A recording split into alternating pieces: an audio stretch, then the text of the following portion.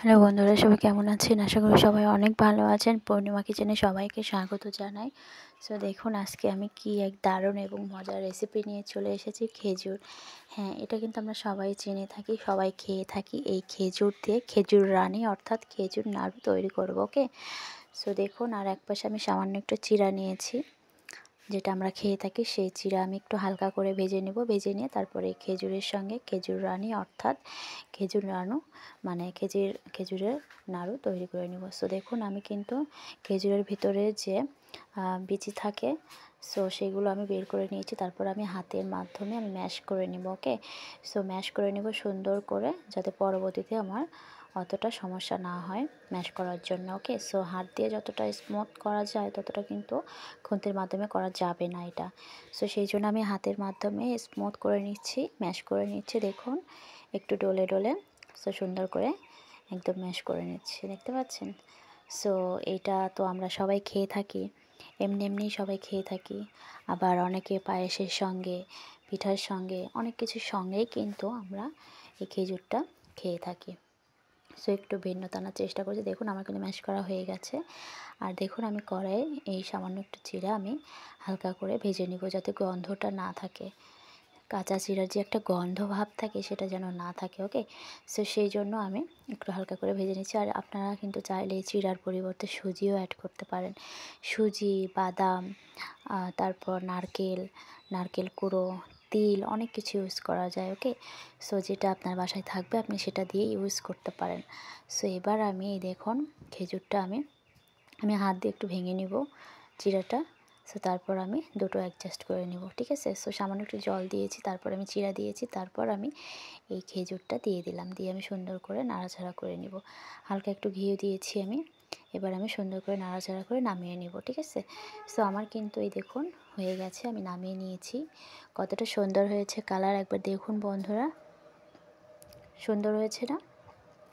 So একটু ভিন্নতা করার চেষ্টা করছি, একটু ভিন্নতা হলে মন্দ হয় না, সবাই তো এমনি এমনি খায়। সো আমি একটু দেখি না কেমন লাগে নাড়ু বানালে, খেজুর রানি অর্থাৎ খেজুর নাড়ু। সো দেখুন হয়ে গেছে, কিন্তু আমি একটু ঠান্ডা করে নেব।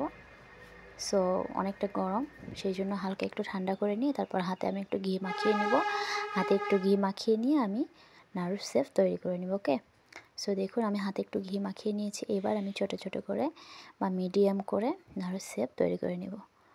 এটা কিন্তু অনায়াসেই গোল হয়ে যাবে, একদম নাড়ু হয়ে যাবে। আর অবশ্যই কিন্তু এই নাড়ুটা যখন করা হয়ে যাবে তখন কিন্তু, যখন ঠান্ডা হয়ে যাবে তখন অবশ্যই ফ্রিজে রাখবেন। 1 ঘন্টার জন্য ফ্রিজে রেখে দিলে আর নাড়ুটা বেশ ভালোভাবে অ্যাডজাস্ট হয়ে যাবে, মানে টাইট হয়ে যাবে বেশি, ঠিক আছে? সো দেখুন, আমি নাড়ু পাকিয়ে নিচ্ছি। অবশ্যই ফ্রিজে কিন্তু রাখতে হবে বন্ধুরা, তাহলে এই নাড়ুটা আরও বেশি পরিমাণে সুন্দর হবে। সো ফাইনালি কিন্তু আমার নাড়ু পাকানো হয়ে গেছে, খেজুর রানি বা খেজুর নাড়ু। সো আমি কিন্তু এবার সাজিয়ে নিচ্ছি। দেখুন কত সুন্দর হয়েছে। এর ভিতরে কিন্তু অনেক কিছুই অ্যাড করতে পারেন, আমি তো বলেই দিলাম। সো আমি বাসায় যেটা ছিল আমি সেটা দিয়েই তৈরি করে নিয়েছি। সো কেমন হয়েছে আমার এই খেজুর রানি বা খেজুর নাড়ু, অবশ্যই কমেন্ট করে জানাবেন বন্ধুরা। সে সবই কিন্তু খাদ্য, কোনোটাই কিন্তু অখাদ্য নয়। একটু ভিন্নতা আনার চেষ্টা করলাম, এটাই। সো দেখুন কত সুন্দর হয়েছে। এটা যখন বেশি ঠান্ডা হয়ে যাবে তখন কিন্তু আরও ভালো লাগবে, ঠিক আছে? সো আমি আপনাদের সঙ্গে দেখানোর চেষ্টা করছি কতটা সুন্দর হয়েছে। দেখুন কি দারুণ হয়েছে, তাই না বন্ধুরা? সো আমার এই খেজুর রানি বা খেজুরের নাড়ু কেমন হয়েছে কমেন্ট করে অবশ্যই জানাবেন বন্ধুরা।